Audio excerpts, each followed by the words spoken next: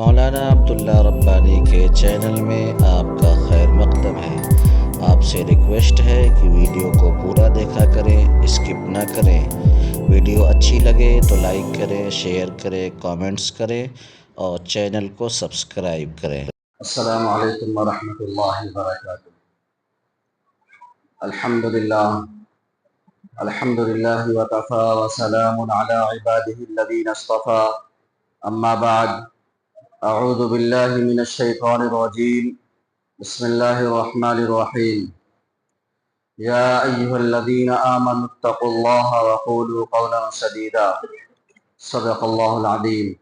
اللہم صلی علی محمد وعلی آل محمد كما صليت على إبراهيم وعلى آل إبراهيم إنك حميد مجيد، اللهم بارك على محمد وعلى آل محمد كما باركت على إبراهيم وعلى آل إبراهيم إنك حميد مجيد۔ محترم بزرگوں اور دوستوں، بات شروع کرنے سے پہلے اللہ رب العزت سے دعا کرے کہ اللہ رب العزت میری زبان سے ایسی بات نکلوائے جو ہم تمام مسلمانوں کے لیے نجات کا ذریعہ بنے۔ ساتھ ہی ساتھ یہ نیت اور ارادہ کریں کہ جو بھی بات کہی جائے گی اس کو عمل کی نیت سے سنیں گے اور عمل کریں گے۔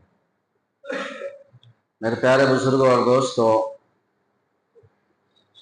اللہ تبارک و تعالی نے فرمایا، اے ایمان والو اللہ سے ڈرو اور سیدھی بات کہو، نرم بات کہو۔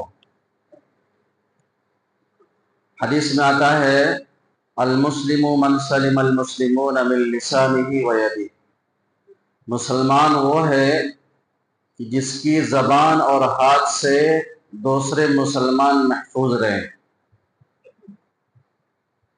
یعنی ایمان کی خاصیت بتلائی گئی ہے کہ اگر ہمارے زبان سے یا ہمارے ہاتھ سے ہمارے کسی مسلمان بھائی کو تکلیف پہنچتی ہے تو سمجھو کہ یہ ایمان کی علامت میں سے نہیں ہے، یعنی ایمان میں کمی ہے، ہمارا ایمان مکمل نہیں ہے۔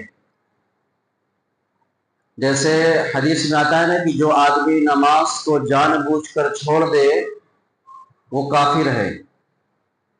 من ترک الصلاۃ متعمدا فقد کفر، ترجمہ یہی ہے اس کا کہ جو آدمی نماز کو جان بوجھ کر چھوڑ دے تو وہ کافر ہے۔ اگر ترجمے پہ جائیں گے تو پتہ نہیں کتنے مسلمان کافر نظر آئیں گے۔ اس کا مطلب یہ ہوتا ہے کہ یعنی یہ کفر والا عمل کیا۔ جو آدمی نماز جان بوجھ کر چھوڑ دیتا ہے وہ کفر والا، کافر کا فتویٰ تو اس پر نہیں لگائیں گے، لیکن یہ کافروں والا عمل ہے، یعنی نماز کو جان بوجھ کر چھوڑ دینا۔ یہ ایمان والوں کا کام نہیں ہے۔ اسی طریقے سے کہا کہ جس کے زبان سے، جس کے ہاتھ سے کسی مسلمان کو تکلیف پہنچے، یہ ایمان والے کا کام نہیں ہے۔ ایمان والے کا کام یہ ہے کہ اس کے ہاتھ کے ذریعے سے، اس کی زبان کے ذریعے سے، اس کے عمل کے ذریعے سے لوگوں کو بھلائی پہنچے، لوگوں کو اچھائی پہنچے۔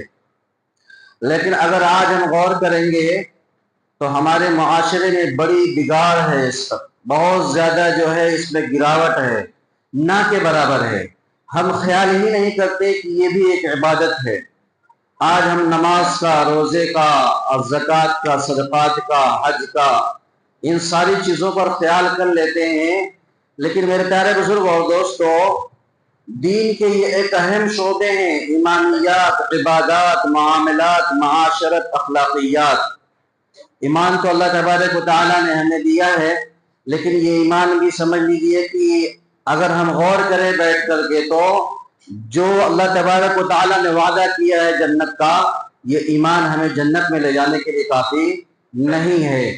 اور عبادات ٹوٹی پھوٹی کچھ نہ کچھ عبادات ہم سے تو ہو ہی جاتی ہے، نماز کی پابندی ہو جاتی ہے، کسی نہ کسی طریقے سے نماز چھوٹتی ہے تو جمعہ تو ہو ہی جاتا ہے، اور سال میں ایک بار تلاوت ہو جاتی ہے، تو کسی نہ کسی درجے میں عبادات کا بھی ہم سے ہو جاتا ہے۔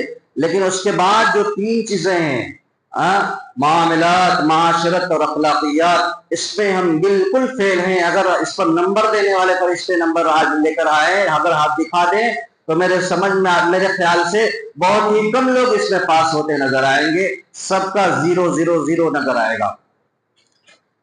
تو میرے پیارے بزرگ اور دوستو، بہت ہی ध्यान देने वाली बात है, सोचने वाली बात है, फिक्र करने वाली बात है।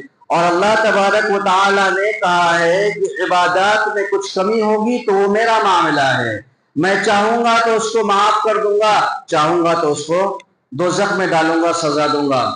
लेकिन जो इबादत मामलात है, माशरत या अखलाकियात है, ये हमारा आपस का मामला है।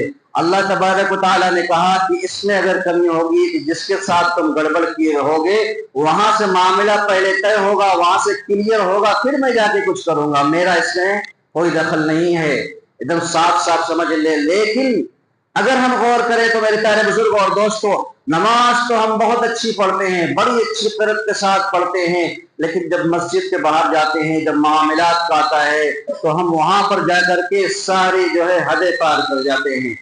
और जब माशरत का आता है तो सारी खुराफात उसमें हम घुसला करके दाखिल कर देते हैं। और अखलाकियात का तो कुछ अखलाकियात का अलिफ भी हमारे अंदर नहीं है। मेरे प्यारे बुजुर्ग और दोस्तों, जबकि दीन जो है अखलाक से फैला है, इस्लाम नहीं फैला तलवार के साए में, इस्लाम तो फैला है किरदार के साए में। इस्लाम जो है तलवार के साए में नहीं फैला। आज जो लोग प्रोपेगेंडा फैला रहे हैं कि मुसलमान जबरदस्ती करते हैं, कत्ल करते हैं, जबरदस्ती लोगों को जो है मुसलमान बना रहे हैं। अभी देखो उनको जेल भी हो गई, मौलाना को कितने दिनों से मुकदमा चल रहा है कि जबरदस्ती जो है इस्लाम की तरफ लोगों को कन्वर्ट कर रहे हैं। इस्लाम किसी के साथ जोर और जबरदस्ती नहीं करता। इस्लाम तो हमेशा फूला फला है। जिस दिन इस्लाम दुनिया से खत्म होगा क़यामत आ जाएगी। अल्लाह तबारक व तआला किसी का मोहताज नहीं है।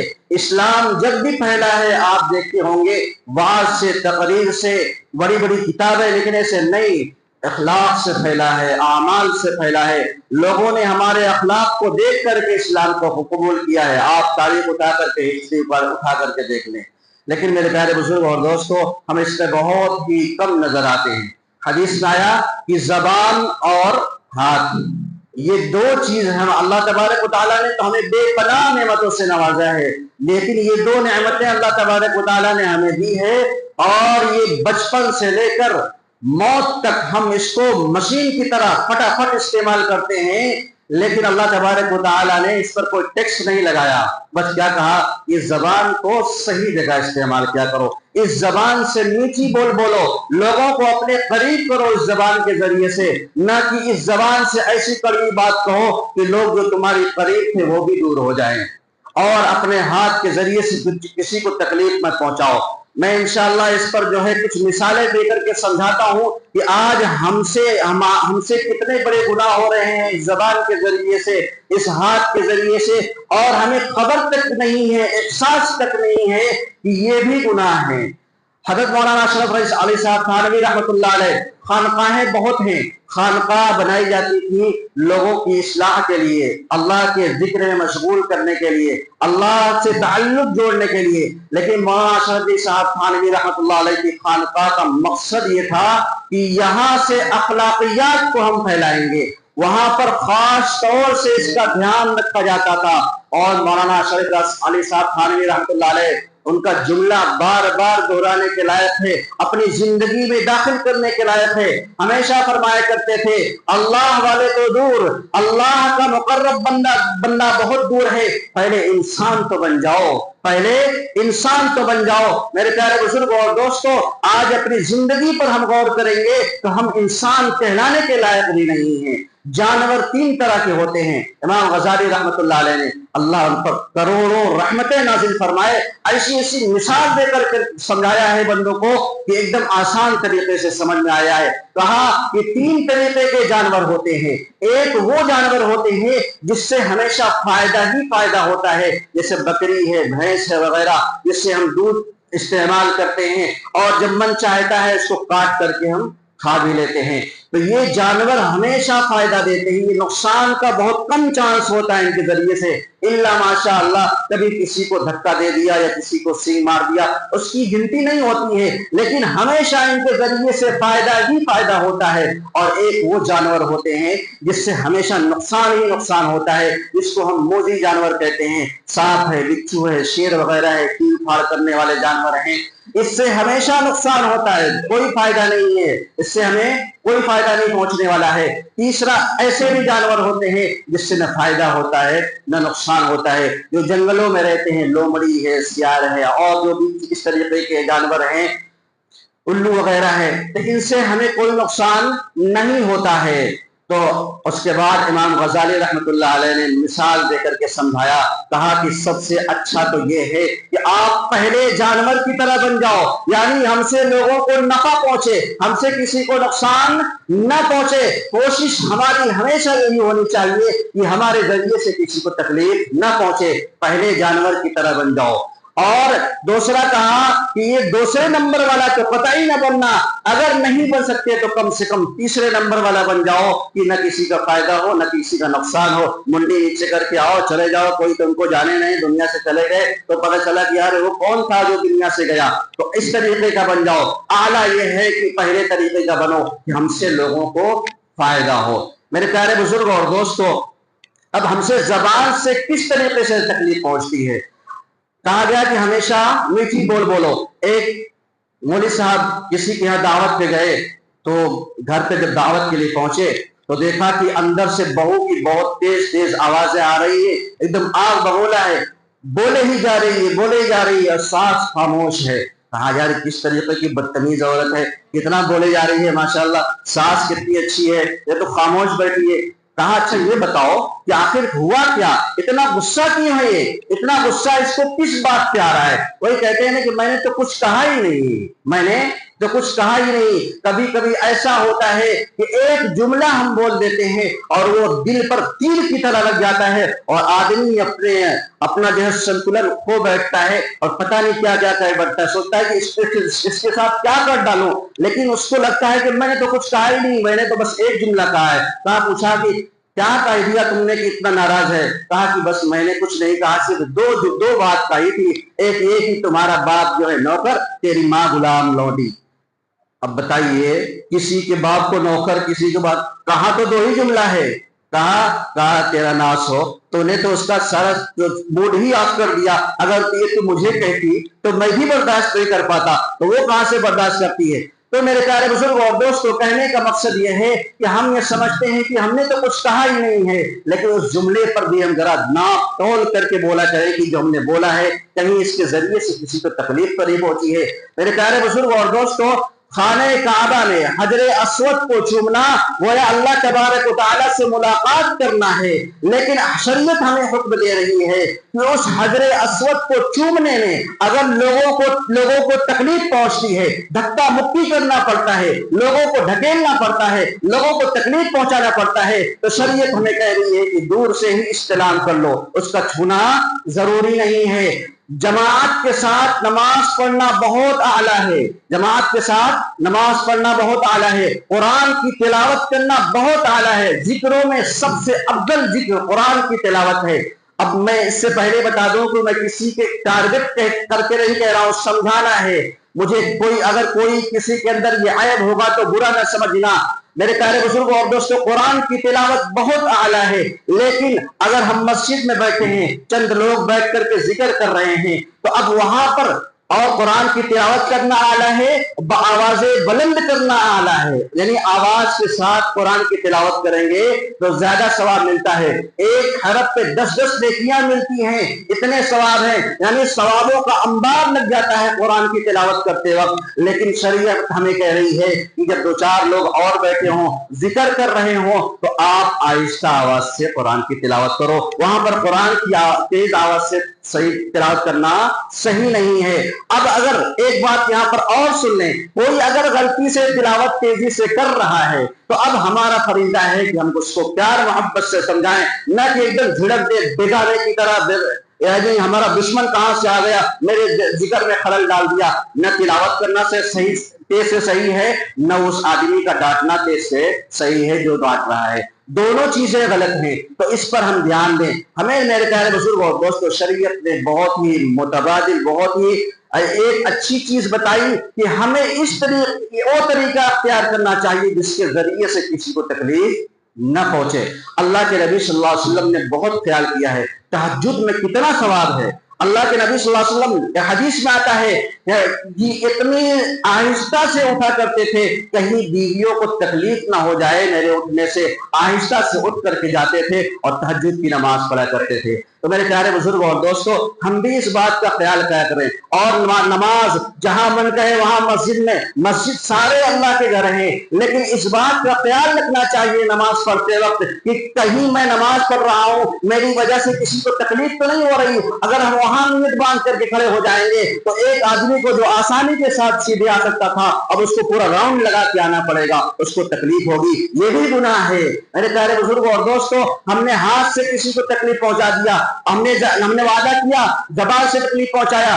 آج ہم سمجھتے ہیں نا کہ موبائل سے بات کرنا یہ کون سا گناہ ہوتا ہے، موبائل سے بات کرنا یہ بھی گناہ ہے۔ اگر ہم نے کسی سے بہت دیر بات کر لی، ہم نے اس سے ٹائم نہیں لیا، پتہ نہیں سامنے والے کے پاس ٹائم ہے یا نہیں ہے، اور ہمارے پاس ہم فرصت سے بیٹھے ہوئے لگا کر کے فون آدھا گھنٹہ ایک گھنٹہ بات کر رہے ہیں، اس سے ہم نے اجازت نہیں لی، اس کے دل کو تکلیف ہو رہی ہے، تو میرے پیارے بزرگ اور دوستو یہ بھی زبان سے تکلیف پہنچانا ہو گیا، اپنے عمل سے تکلیف پہنچانا ہو گیا۔ اس لیے فون کا ایک ادب ہے، ایک اصول ہے کہ ہم جب بھی بات کرنا ہو 5 منٹ 2 منٹ 4 منٹ ہم بتا دیں کہ آپ سے ہم 5-10 منٹ بات کریں گے، آپ کے پاس وقت ہے یا نہیں، اگر نہیں ہے تو آپ بتا دیں کہ کب آپ کے پاس وقت ہے، پھر اس وقت میں بات کروں گا۔ ہم نے کسی سے وعدہ کر لیا کہ آپ کا میں کام فلاں ٹائم پہ کر دوں گا، یا ملنے کا وعدہ کر لیا، اب وہ آدمی آپ کے پاس پہنچ گیا، انتظار کر رہا ہے، آپ بیٹھ کر کے زبردستی انتظار کروا رہے ہیں، تو یہ بھی عمل گناہوں میں داخل ہو جائے گا۔ میرے پیارے بزرگ اور دوستو، لمبی فہرست ہے، گنانے کے لیے وقت نہیں ہے، ذرا ہم اپنے آپ کو دین سیکھنے میں لگائیں، دین سیکھنے میں لگائیں۔ میرے پیارے بزرگ اور دوستو، ساری کی ساری عبادتیں بھری رہ جائیں گی، سارے ہمارے اذکار بھرے رہ جائیں گے، اگر ہم اخلاقیات میں، معاملات میں، معاشرت میں اگر ہم فیل ہو گئے تو اللہ تبارک و تعالیٰ بھی کہیں گے کہ میں کچھ نہیں کر سکتا، میں نے تو پہلے ہی کہہ دیا تھا تو اپنا معاملہ دنیا میں صاف کر کے آنا۔ اس لیے میرے پیارے بزرگ اور دوستو، ہوش کے ناخن چباؤ، اگر ہم یہ ساری نمازیں ساری عبادتیں بیکار ہو جائیں گی اگر ہم نے اپنے ذریعے سے کسی کو تکلیف پہنچایا ہے، راستے میں کوڑا ڈال دیا، یہ بھی ایک تکلیف پہنچانا ہے، راستے میں چلتے پھرتے جو ہے کچھ بھی ہم کوئی چیز پھینک دیے، یہ بھی تکلیف پہنچانا۔ حدیث میں آتا ہے کہ ایمان کے 70 سے بھی زیادہ درجے ہیں، سب سے آخری درجہ یہ ہے کہ آدمی راستے سے تکلیف دے والی چیز کو ہٹاتے ہوئے چلے، اور ہم راستے میں تکلیف دینے والی چیز کو پھینک دیتے ہیں، راستے میں پرنالے لا کر کے ڈال دیتے ہیں۔ میرے پیارے بزرگ اور دوستو، یہ سارے اعمال ہمارے غلط ہیں، گناہ میں آتے ہیں، گناہ کبیرہ میں آتے ہیں۔ میرے پیارے بزرگ اور دوستو، اللہ سے دعا کریں کہ اللہ تبارک و تعالی ہمیں دین کی صحیح سمجھ عطا فرمائے۔ دین کی جب تک صحیح سمجھ نہیں آئے گی تب تک یہ سمجھ میں نہیں آئے گا۔ لوگوں کی باتیں آج کے چند سالوں کے بعد اگر یہ بات کوئی کرتا نظر آئے گا، اگر یہی حال رہا تو لوگ کہیں گے کہ مولانا کہاں سے باتیں لے کر کے آ رہے ہیں۔ میرے پیارے بزرگ اور دوستو، کیونکہ اسی ماحول میں ہم جی رہے ہیں، اس لیے میں ہمیشہ کہا کرتا ہوں اللہ تبارک و تعالی سے دعا کرے کہ اللہ ہمیں دین کی صحیح سمجھ عطا فرمائے۔ وآخر دعوانا الحمدللہ رب العالمین۔